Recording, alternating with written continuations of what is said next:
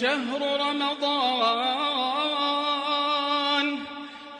رمضان الذي أنزل فيه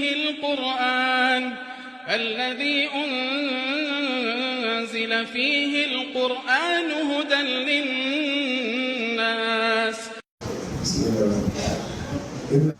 அன்பிற்கினிய இஸ்லாமிய சொந்தங்களே, சங்கை பொருந்திய இந்த ரமலான் மாதத்தின் முதல் நோன்பை நோற்றவர்களாக அல்லாஹ்வுக்கு அவனுக்கு செலுத்த வேண்டிய வணக்கத்தை செலுத்திவிட்டு நம்மெல்லாம் அமர்ந்திருக்கிறோம்.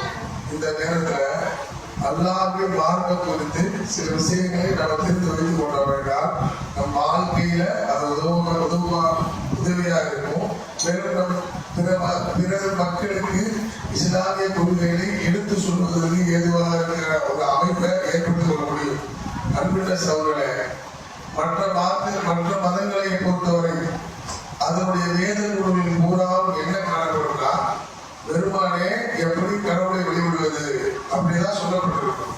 எந்த மதத்துடைய வேத நூல்களை எடுத்து பார்த்தாலும், எந்த மதத்தின் போதனை எடுத்து பார்த்தாலும் நீங்க கண்கூட பார்க்க முடியும்.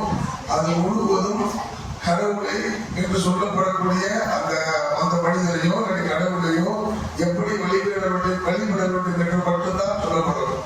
ஆனா அதுக்கு முற்றிலும் மாற்றமாக இஸ்லாமிய மார்க்கம் என்பது இறைவனை மார்க்கம் என்ற காரணத்தால் இஸ்லாமிய மார்க்கம் உலகத்தில் இருக்கிற எல்லா அதிசயங்களையும் நம்ம சொல்லுது. 14 நூற்றாண்டுக்கு முன்னாடி முகமதுக்கு அருளப்பட்டது வேதம் இருக்குல்ல, அந்த வேதத்தை நம்ம படித்து பார்த்தேனால் இன்றைய கால அறிவியலை சர்வசாதாரணமாக சொல்லக்கூடிய நூலாக இருக்கிறது. அல்லாஹ்வின் வேதம் என்பதால், இது இறைவனிடமிருந்து வந்த செய்தி என்பதால் ஒரு அச்சரம் பேசாமல் எல்லாமே இந்த காலத்து அறிவியலோடு பொறுத்து போகுது.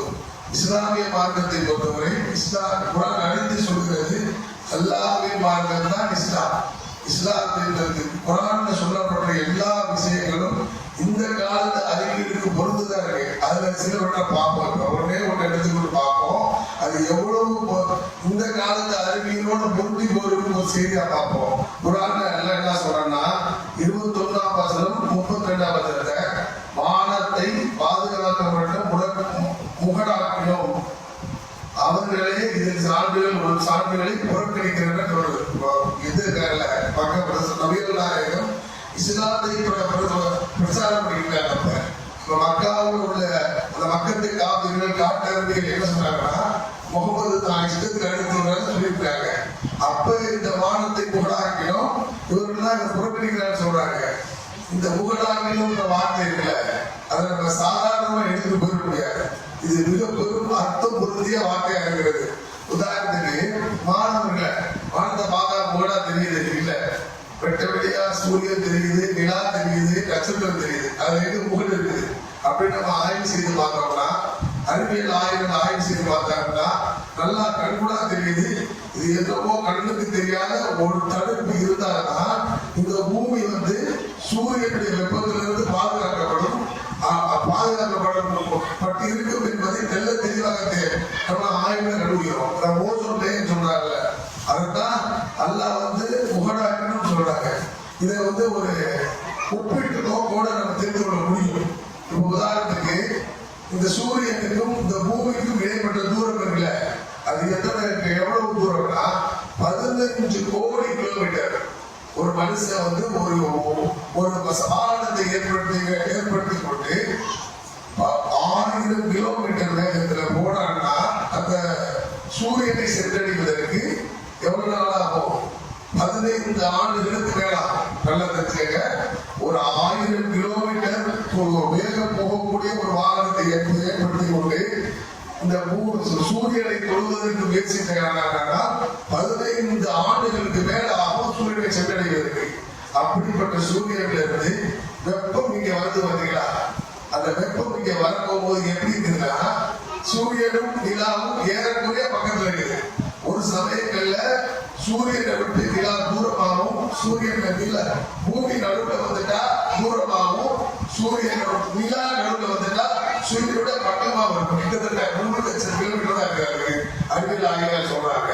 15 கோடி கிலோமீட்டரையும் 3 லட்சம் கம்பேர் பண்ணா ரொம்ப சின்னதான். நல்லா யோசிக்கிறீங்க, 15 கோடி கிலோமீட்டர் சூரியன், 3 லட்சம் கிலோமீட்டர் தான் பூமியில இருந்து சந்திரன் இருக்குது. அப்படிப்பட்ட சூரியன்ல இருந்து வெப்ப கதிர்கள் வந்து நிலா மேல விழுந்த, நிலா மேல விழுந்துட்டு அப்ப எவ்வளவு டிகிரி சென்டிகிரேட் பகல் நேரத்துல நேரடியா நிலா மேல சூரிய கதிர்கள் இருந்தா அங்க மனிதர்கள் வாழ இயலாது. சும்மா சொல்றாங்க இங்க மனிதர்கள் வாழ முடியும்னு. ஆனா அங்க மனிதர்கள் பூமியை மட்டும்தான் வாழ்விடத்தை எல்லாம் ஏற்படுத்தி கொண்டு அப்ப அந்த பூமி அந்த நிலா, அந்த நிலாவில் சூரியன் படும் போது அந்த சூரியனோட வெப்பநிலையை அளந்து பார்த்தாங்கன்னா 150 சென்டிகிரேட் இருக்கு. நல்லா தெரிஞ்சுங்க. அப்போ ஒரு மனிதன் வந்து இந்த பூமியில வாழ்றாங்க, இந்த பூமியில வாழ்றப்ப 40 டிகிரி சென்டிகிரேட் வெப்பநிலையை தாங்க முடியல. ஏசியை தேடி போறான், ஏர் கூலர் வைக்கிறான், அவனுக்கு அந்த பூமியை குளிர்ப்பதற்காக தன் வாழ்விடத்தை குளிர்ப்பதற்காக ஏகப்பட்ட சாதத்தை நோக்கி போறான். அப்படிப்பட்ட பூமியை எல்லாம் தெரிவி சென்றான். 40 டிகிரிக்கு தாண்டவும் இல்லை, 0 டிகிரி சென்டிகிரேட் வரையும் இல்லை. சில துருவப்படி சேர்ந்தாங்க வேணா 0 டிகிரி சென்டிகிரேட் இருக்கும். உதாரணத்துக்கு நம்ம இந்த குளிர்நாள்ல பார்த்தோம், நம்ம ஊர்ல 15-16 டிகிரி கம்மியா வரல. அப்பவே ஃபேன் போட முடியல. நமக்கு வெயில் காலத்துல ஏசியை தேடணும், வெறும் 38 டிகிரி சென்டிகிரேட்டையும், குளிர்காலத்துல 16 டிகிரி சென்டிகிரேட் இருக்கும் போதே நம்மளால ஃபேன் போட்டு தூக்க முடியல. அவ்வளவு கம்ஃபர்ட் டைட் ஆகும். 25-30 டிகிரி சென்டிகிரேட் தான் மனிதனுக்கு தாழ்வான வெப்பநிலையா இருக்கிறது.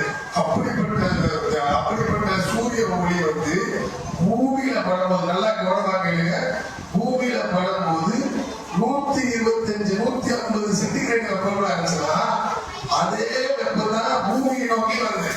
அப்ப பூமியை நோக்கி வர்ற வெப்பம் வந்து எப்படி 40 டிகிரி சென்டிகிரேட் மாறுது அப்படின்னு ஆய்வு பண்ணும் போது இது தெரியுதா, அல்லாஹ் வந்து வானத்தை முகடாக்கிடும் அப்படின்னு சொல்றான்.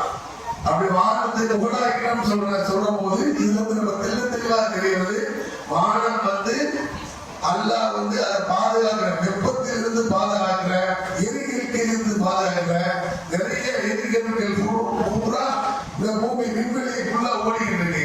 அதெல்லாம் பூமிக்கு வந்து சேர்ந்துச்சுன்னா பூமி சுக்குநூறாகக்கூடிய தன்மை கொண்டதான எரிகற்கள் எல்லாம் இந்த விண்வெளியில சுத்திக்கிட்டு இருக்கு. அந்த எரிகற்களை எல்லாம் இந்த முகட வானத்தின் லேயர் வந்து தெரிந்து ஓட செய்யலாம். அது மாதிரி இந்த பகல் நேரத்துல இரவு, சூரியனோட இரவு வந்து நிலாவோட ஒரு பகுதி நிலாவோட இருட்டுக்குது. நிலா வந்து சூரியனுக்கு பூமியை மறைச்சிருச்சுன்னா அதன் பூமியின் வெப்பநிலை என்ன, அந்த நிலாவின் வெப்பநிலை என்னன்னா -250 சென்டிகிரேட்டா பாருங்க. 14-17 0 டிகிரி சென்டிகிரேட்லயே மனிதன் வாழ இயல. ஆனா நிலாவுல 250 சென்டிகிரேட் இருக்கு. வானத்துல இருந்து சூரியன்ல இருந்து ஏகதேசம் ஒரே தூரம் உள்ள நிலால. அப்படி இதுல நம்ம என்ன தெரியுது, இந்த முகடாகிய வானம் இருக்குல்ல, இந்த வானத்தின் முகடு நல்லா சொல்றாங்கல்ல, அந்த முகடு வந்து என்ன செய்யுதுன்னா சூரியன்ல இருந்து வர்ற வெப்பத்தை பகல் நேரங்களை வந்து குறைத்து அப்சர்வ் பண்ணி வச்சுக்கிட்டு இரவு நேரங்கள்ல வெளிப்படுது. அப்படிதான் அறிவியல் சொல்லுது. அப்படிப்பட்ட மாபெரும் ஒரு பாதுகாப்பு அரணாதான் அல்லாஹ் இந்த பூமிக்கு மேல உள்ள முகடை ஆக்கலாம், ஓசோன் லேயரை ஆக்கி உள்ளார். ஆகையால் அல்லாஹ் நல்லடியார்களே, நல்லா தெரிஞ்சுக்கங்க, இஸ்லாமிய மார்க்கம் என்பது அல்லாஹ்வின் மார்க்கம் தான் என்பதற்கான ஏராளப்பட்ட சான்றுகள் வந்து இந்த அல்லாஹ் குர்ஆன் முழுவதும் பரவ செய்கிறார். இதுல நீங்க நல்லா யோசிச்சு இன்னும் ஆய்வு செஞ்சு பாருங்க, யூடியூப்ல பாருங்க, யூடியூப்ல பாருங்க, கூகுள்ல பண்ணி பாருங்க. இந்த பூமி வந்து எவ்வளவு பாதுகாப்பா இருக்குது. எதனால் பாதுகாப்பு இருக்குன்னா வானத்துல இருந்து அல்லாஹ் சொல்ற இந்த முகத்துல இருந்தா பாதுகாப்பா இருக்கு. அதனால நம்ம வந்து இந்த மாதிரி விஷயங்களை அறிவியல் பூர்வமான ஆக்கப்பூர்வமான விஷயங்களை தெரிந்து வைத்துக் கொண்டு இஸ்லாமிய பிரச்சாரம் செய்வதற்கு ரொம்ப ஏதுவா இருக்கும் இல்லையா. யாராவது வந்து நம்ம வந்து அல்லாஹ் வந்து நம்ம நன்மை ஏவி தீமை தடுக்க சொல்றான். குர்ஆன் முழுவதும் அதாவது ஒரு கூட்டம் நன்மை ஏவி தீமையை தடுத்து கொண்டிருக்கும் ஒரு கூட்டம் உங்களுக்கு இருந்து கொண்டே நல்லா சொல்றான். அப்படி நம்ம சகோதரரை சந்திக்கிறோம், அவர்களுக்கு இஸ்லாத்தை எடுத்து சொல்வதற்காக இந்த மாதிரி